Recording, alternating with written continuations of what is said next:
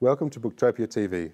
I'm John Purcell and I'm here with Kate Forsyth, best-selling author of Bitter Greens and many more, to talk to you about her wonderful new novel, The Wild Girl.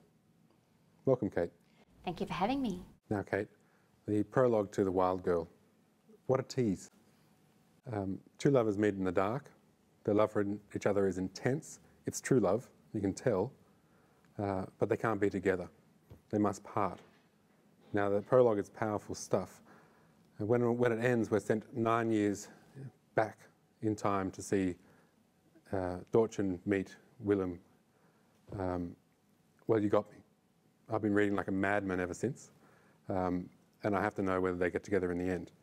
Did you start writing the novel at this point, or did you have the backstory to begin with, or is this part of a larger plan to entrap the reader, this wonderful prologue beginning?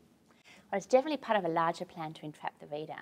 I had been working on the book for quite a while beforehand, but I had this problem where when Dortchen first meets Wilhelm, she's 12 and he's 17 or 18, and for the first part of the book, she's still a child, and so I didn't want to start their love story at that point because there was a long way to go.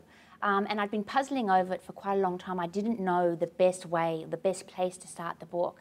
And then one night I had this incredibly intense and vivid dream, and I dreamt that I saw a girl in a black dress dancing by herself in a snowy forest, and there were ravens flying over. I heard the ravens in my dream, and she was dancing quite wildly, and she was laughing and she was crying at the same time. And then there was another part of the dream. In the dream, a man, also dressed in black, stepped out of the forest and danced with her. And so I actually woke up just before dawn. The kookaburras were just beginning to laugh on the horizon, and I got up out of my bed and I ran down through the house barefoot, half naked, ran down, and I wrote that scene almost exactly as it appears in the book. And then I knew I had my opening scene, and my subconscious had gifted it to me. Oh, it's a very powerful scene. It's a very romantic scene, and it does draw you directly into the novel. You really must find out whether this works out for these two who are being told they can't be together. That was so what I was wanting it to do. Yeah. Thank you, John. Well, I'm probably not your target audience. I'm a lover of historical fiction, and the Grimms have always been interesting to me. Setting it in Napoleonic times, it just drew me in. But this, for me, I do have a soft spot for Jane Austen, and it was reminiscent of Persuasion. You've set up a scene where these two people can't be together, and then we have to find out. We have to go with them on the journey. Yes, I find it so interesting that you say that, because Persuasion is my favourite Jane Austen novel, and I've read it many times. But it was my touchstone when I was writing this book. I went back and I read Persuasion again, and I actually read it a couple of times when I was reading the book.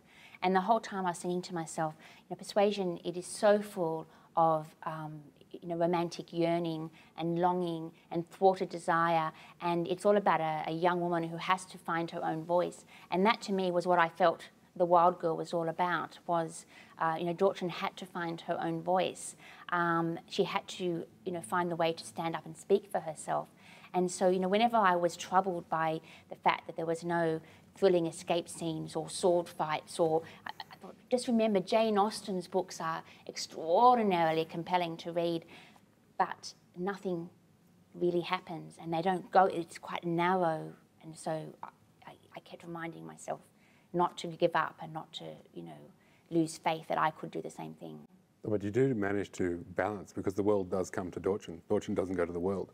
Napoleon takes the city she was born in. And the historical references and the descriptions, going from the details in the kitchen all the way through to the great political map changing in this novel, is extraordinary. I mean, the amount of research that you would have had to have done to have been able to convey all that. But the part I like the most about the research is it doesn't intrude. The story goes through and rolls on with these details, always in the background, giving a much fuller, richer story. That, I take it, the fairy tales, your interest in fairy tales led you to Dortchen. It did indeed. Yeah. I'm just going back to the research. I really love research. I'm often asked how much is too much research. I don't think you can do too much research, but then I think you have to do so much research that you know everything.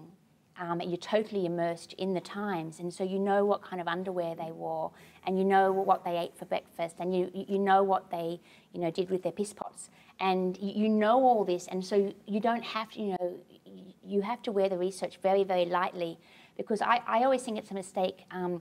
I always try to leave out the bits that people skip.